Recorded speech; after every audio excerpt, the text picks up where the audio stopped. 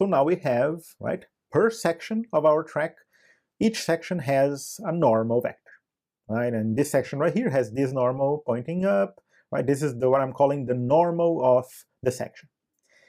And look, intuitively, I can already imagine that. Remember that what we're looking for, right, the prize that we want is, we want to find the magnitude, right? So how strong is going to be each one of these forces, right? The force that is going to either repel or attract the ship to the track, right? Repel or attract up or down. And intuitively, I know that at least the direction of these forces I know, because this F up direction is going to be always in the direction of the normal of the section that I am, right? The current section that I am with my ship. So remember the closest section. This normal right here is going to be pointing up, and this is going to be the direction of this up force. And also, if I have to attract the ship and kind of have this magnet force that is going to attract the ship to the track, is going to be the inverse, right? The flipped version of the normal. So it's going to be normal times -1, so it's going to point down. This is going to be the direction of these two forces. And it doesn't matter how crazy my track is. If my track is kind of inclined, it doesn't matter. The normal vector is going to point this way, and that is going to be what I'm calling the up, is going to point that way in the direction of the normal. And the attraction force, if we have to attract to the track, is going to be the flipped, right? The minus normal, pointing kind of in the direction, right? Pulling that ship to the track. So it doesn't matter how crazy our track goes, we're always going to have this normal, and that is going to be the direction of the force repelling or attracting this ship to the track. That is going to be super important for us. So at least the direction of these two forces we have is going to be normal or minus normal, right? Repelling or attracting, we have the direction. All we really need to find now is the magnitude, right? So how strong is going to be each one of these forces up and down? And for that, we're going to have to think a little bit. So what do we have, right? What are the statements that we have already in our problem? We do have the ship position, right? So we have the position of the ship, that vector 3D in space with x, y, and z. And based on this ship position, look, I need to find something as reference, right? So what is the distance that this ship needs to be from the track? Well, I'm going to have probably this distance right here from the base, right? So do you agree that we're going to have this base of the section right here?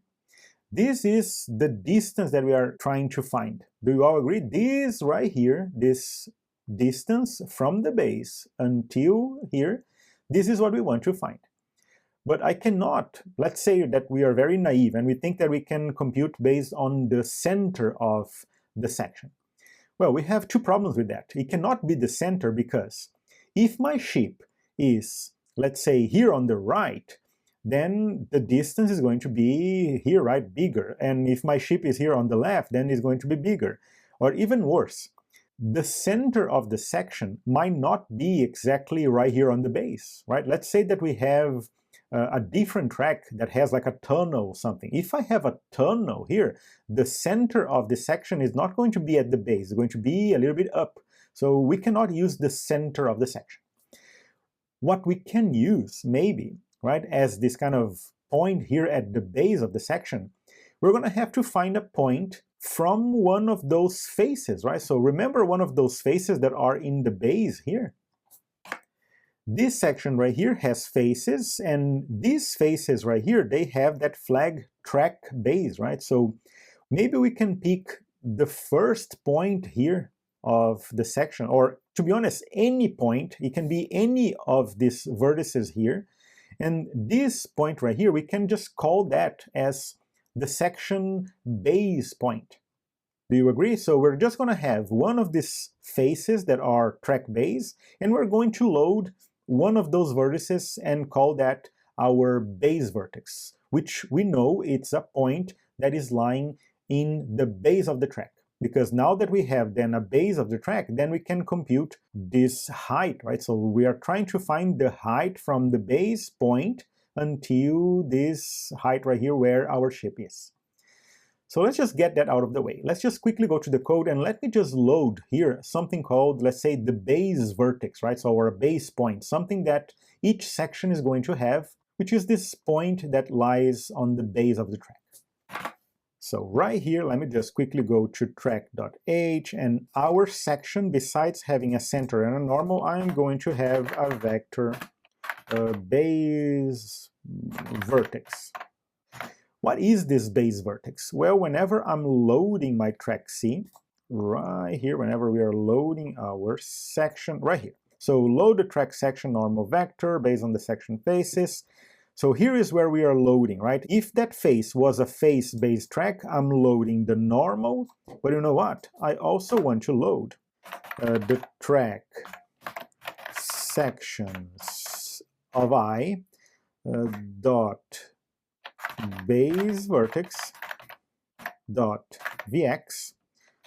This will come from the face, right? So it's going to be track vertices, right? So I'm going to have to go to the vertices of my track where that face indices of 0, right? So we're just going to have the first index of that face from the vertices dot vx, right? So that should be it, right? So the vx of the base vertex of my section is going to come from the vertices of this face indices of 0. Let's just get the first vertex.